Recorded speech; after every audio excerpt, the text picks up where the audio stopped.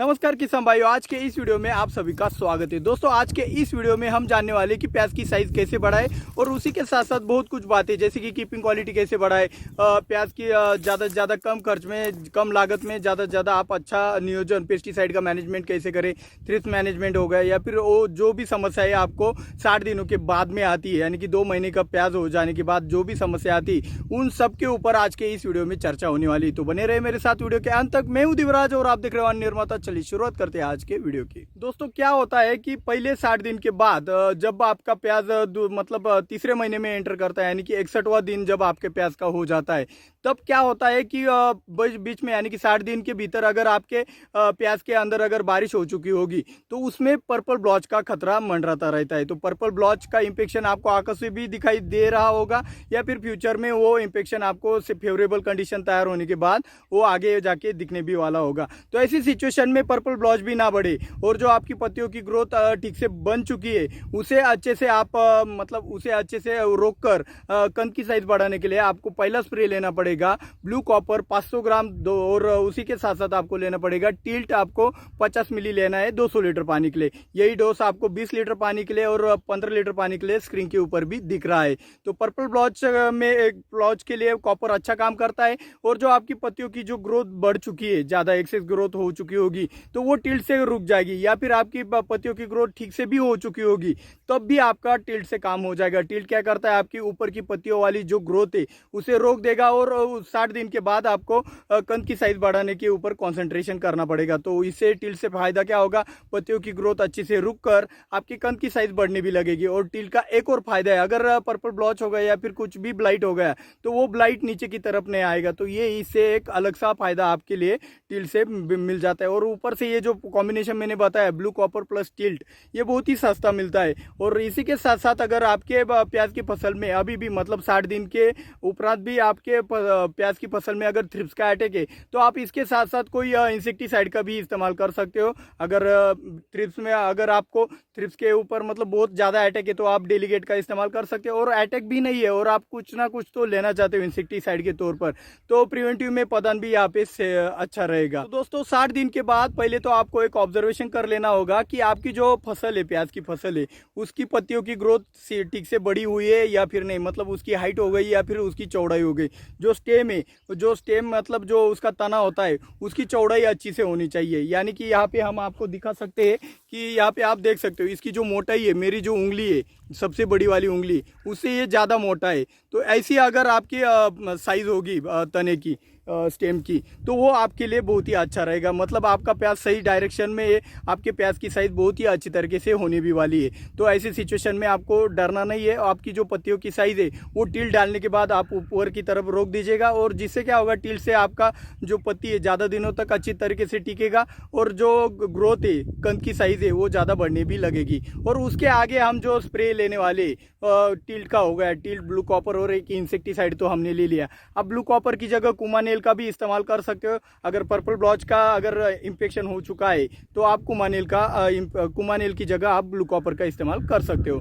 और रही बात अगर पर्पल ब्लॉच का अगर इंफेक्शन नहीं है तो यहाँ पे कुमानेल सबसे सटीक बैठता है, क्योंकि कुमानेल में आपका जिंक होता है। तो जिंक के कारण क्या होता है कि आपके फसल को, एक प्याज की फसल को जिंक मिलने के कारण उसमें जो ग्रोथ है वो अच्छी तरीके से हो जाती है। और रही बात दूसरा जो आपका फंजीसाइड जाएगा, फंजीसाइड का जो कॉम्बिनेशन जाएगा पेस्टिसाइड का, वो इसके बाद जाएगा एक 5-10 दिनों के बाद। 52-34 लेना है आपको 500 ग्राम, ताकत लेना है आपको 250 ग्राम, पदान लेना है आपको 200 ग्राम 200 लीटर पानी के लिए। यहाँ पे आपको 20 लीटर पानी और 15 लीटर पानी का भी डोज आपको स्क्रीन के ऊपर दिख रहा होगा।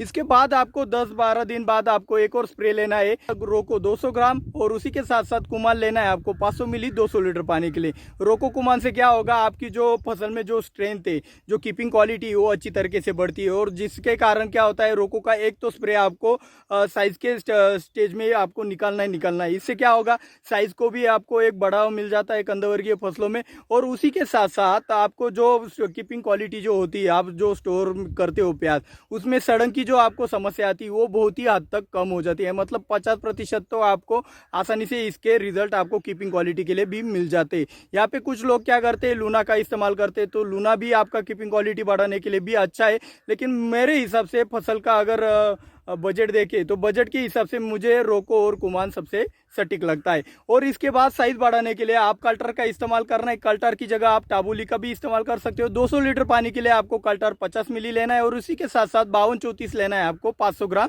200 लीटर पानी के लिए। यहाँ पे स्क्रीन के ऊपर आपको 20 लीटर और 15 लीटर पानी का भी डोज आपको स्क्रीन के ऊपर दिख रहा होगा। अगर आप चाहते हो कि भाई मेरे को कल्टर से ज़्यादा ग्रोथ रुक जाती, मेरी पत्तियों की ग्रोथ ज़्यादा भी नहीं हुई है, तो ऐसी सिचुएशन में मैं पत्तियों को ज़्यादा रुकना भी नहीं चाहता, ज़्यादा शॉक भी देना नहीं चाहता हूँ, तो और अगर आपके फसल में प्याज की फसल में पानी की कमी है तो ऐसी सिचुएशन में कल्टर का उल्टा बैड इफेक्ट दिखता है। तो ऐसी सिचुएशन में आपको चमत्कार का इस्तेमाल करना चाहिए। तो आप चमत्कार 200 मिली 200 लीटर पानी के लिए और उसके साथ 52-34 500 ग्राम आप 200 लीटर पानी में से छिड़काव करते हो। कल्टर और 52-34 की जगह पानी कम हो या फिर आपको लगे कि आपकी फसल की ग्रोथ कम है, तो ऐसी सिचुएशन में आपको चमत्कार के भी बहुत ही अच्छी रिजल्ट मिल जाते। तो सिचुएशन के अनुसार आपको इन दोनों में से कोई एक कॉम्बिनेशन का इस्तेमाल करना है। और इसके बाद आपका एक अंतिम वाला एक ऑप्शन बचता है कि भाई अंत में मैं कौन सा वाला न्यूट्रिएंट है वो स्प्रे करूं, जिससे क्या होगा जो मेरा ऊपर की पत्तियों का जो रसायन है वो कंद में जाके मेरे कंद की साइज अच्छी हो और उसका वजन मुझे अच्छी तरीके से मिल जाए। तो ऐसी सिचुएशन में आपको क्या करना है, आप SOP sulphate of potash 3 kilo 200 litre पानी के लिए या फिर आप म्यूरेट ऑफ पोटेश यानी कि एमओपी 3 किलो 200 लीटर पानी के लिए भी इस्तेमाल कर सकते हो। इन दोनों के डोज आप 20 लीटर पानी के लिए भी स्क्रीन के ऊपर देख सकते हो। दोस्तों ये हो गया आपका पेस्टिसाइड मैनेजमेंट, यानी कि आपका इसमें फंजीसाइड हो गया, इंसेक्टिसाइड हो गया। अभी साइज के लिए आप अगर खाद डालना चाहते हो तो वो कौन कौन सी प्रकार की खाद डालनी चाहिए। अगर आप खुले पानी के माध्यम से आपकी प्याज की फसल लेते हो तो मेरे हिसाब से 2 महीने होने के बाद आपको 1846 की खाद का इस्तेमाल ज़्यादा से ज़्यादा करना चाहिए। और 1846 खाद के बाद मतलब 15 दिन बाद आपको 10-26-26 का इस्तेमाल करना चाहिए। और उसके बाद 15 दिन बाद आपको एमओपी यानी कि म्यूरेट ऑफ पोटेश या फिर एसओपी का सल्फेट ऑफ पोटेश का इस्तेमाल करना चाहिए।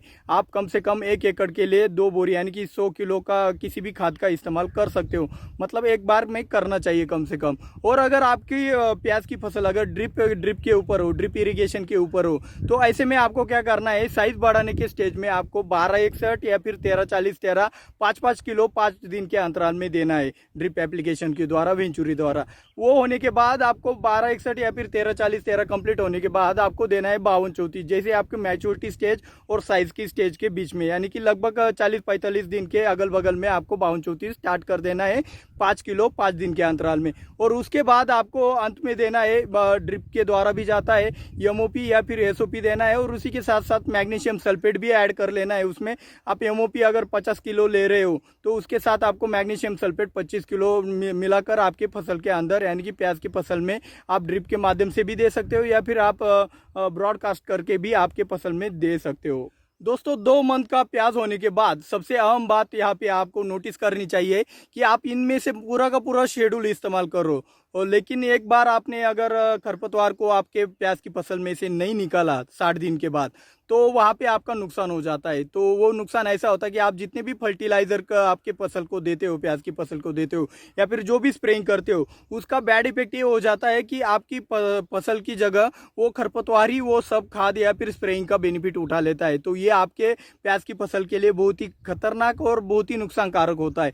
तो इससे आपको मतलब पता होना चाहिए कि भाई 60 दिन के अंदर मतलब 60 दिन के अगल बगल में आपके फसल में अगर खरपतवार ज़्यादा दिख रहे हैं तो वो खरपतवार निकालने की एक आपको प्रयास करना चाहिए। और भाई अभी खास बात बाकी है, खास बात में एक अहम पॉइंट भी बाकी है। तो भाई वीडियो को बनाने के लिए इतनी सारी मेहनत लगती है, थोड़ा ये वीडियो लेट आ गया उसके लिए सॉरी कहता हूँ, लेकिन फिर भी जितनी मेहनत मुझे एक वीडियो बनाने की लगती है तो उससे भी कम मेहनत आपको एक लाइक का बटन और शेयर का बटन दबाने में लगती है। और जिन्होंने अब तक सब्सक्राइब नहीं किया है भाई, पैसा कुछ नहीं लगता है इसका, आप पहले सब्सक्राइब का बटन दबा दो और बेल आइकॉन भी दबा देना, जिससे क्या होगा मेरे वीडियो जब आपको ज़्यादा गैप से मिलेंगे तो वो समय पर मिल जाएंगे और आपका फायदा हो जाएगा। तो अभी हम चलते हैं खास बात की तरफ। तो दोस्तों आज की खास बात में हम आपको ये बताने वाले कि क्या करना है, ये तो हमने बता दिया, कीपिंग क्वालिटी कैसे बढ़ाना है, साइज कैसे बढ़ाना है, पत्तियों की ग्रोथ कैसे करनी है, ये सब बातें तो हमने इस सीरीज में कंप्लीट कर ली है। लेकिन क्या नहीं करना है ये बातें हमने यहाँ पे छोड़ दी है। तो आपको एक पहली बात तो एक ध्यान में रखना है, प्याज ज़्यादा दिक्कत वाली फसल तो नहीं है, लेकिन उसमें एक ही बात आपको ध्यान में रखनी होती है, अगर आप प्याज, गर्मियों का प्याज अगर आप स्टोरेज करने के लिए लगा रहे हो, यानी कि उसको आपको हार्वेस्टिंग के बाद स्टोर करना है, तो उसकी कीपिंग क्वालिटी बहुत ही अच्छी होनी बहुत ज़रूरी होती है। तो उसकी कीपिंग क्वालिटी किसके ऊपर डिपेंड होती है? तो नाइट्रेट नाइट्रोजन के ऊपर, या फिर जो भी प्रकार का नाइट्रोजन होता है उसके ऊपर आपकी प्याज की कीपिंग क्वालिटी डिपेंड होती है। तो ऐसी सिचुएशन में आपको स्टोर में प्याज रखना है, और उसी के साथ साथ आप प्याज की फसल में आपकी ज़मीन हल्की होने के बावजूद भी आप ज़्यादा ज़्यादा नाइट्रोजन का इस्तेमाल करते हो, तो वहाँ पे आपका नुकसान भी हो सकता है, क्योंकि आपका प्याज ज़्यादा नाइट्रोजन के कारण, एक्सेस नाइट्रोजन के कारण, उसकी कीपिंग क्वालिटी कम होने के कारण स्टोरेज में सड़ भी सकता है। तो इसके लिए तो हमने रोको का भी इस्तेमाल कर लिया, और अंत में हमने एमओपी और एसओपी के साथ साथ मैग्नीशियम सल्फेट का भी इस्तेमाल कर लिया, जिससे ये नाइट्रोजन दब जाए। और आप यहाँ पे नाइट्रोजन दबाने के लिए आप अगर आपको लगता है कि भाई इस साल का नाइट्रोजन मेरे प्याज की फसल के अंदर ज़्यादा है, बारिश ज़्यादा गिरा है, तो प्याज सड़ने की ज़्यादा संभावना है, तो ऐसे में आप पोटेशियम मॉलिब्डेनम या फिर अमोनियम मॉलिब्डेनम का भी इस्तेमाल कर सकते हो। अगर आपके यहाँ एरिया में अगर रानडे कंपनी का ससुरी मिलता है, तो ससुरी भी सबसे बढ़िया वाला प्रोडक्ट है, उसका भी आप इस्तेमाल प्याज की सड़न रोकने के लिए कर सकते हो। और रही बात, आपको अगर पता है कि आपकी ज़मीन हल्की है और आपको प्याज स्टोर के लिए बनाना है, तो ऐसी सिचुएशन में आपकी ज़मीन में अगर हल्की वाली ज़मीन हो, जिसमें कैल्शियम सॉइल ना हो, और मिट्टी भी बहुत कम है, ऐसी ज़मीनों में आपको कैल्शियम नाइट्रेट का गलती से भी इस्तेमाल नहीं करना है। तो अगर आपने ये अंतिम भाग वाला पहली बार देख रहे हो, तो आपने अभी तक पहला पार्ट नहीं देखा है, तो पहला पार्ट देखने के लिए आप इस वाले वीडियो के ऊपर क्लिक कर सकते हो।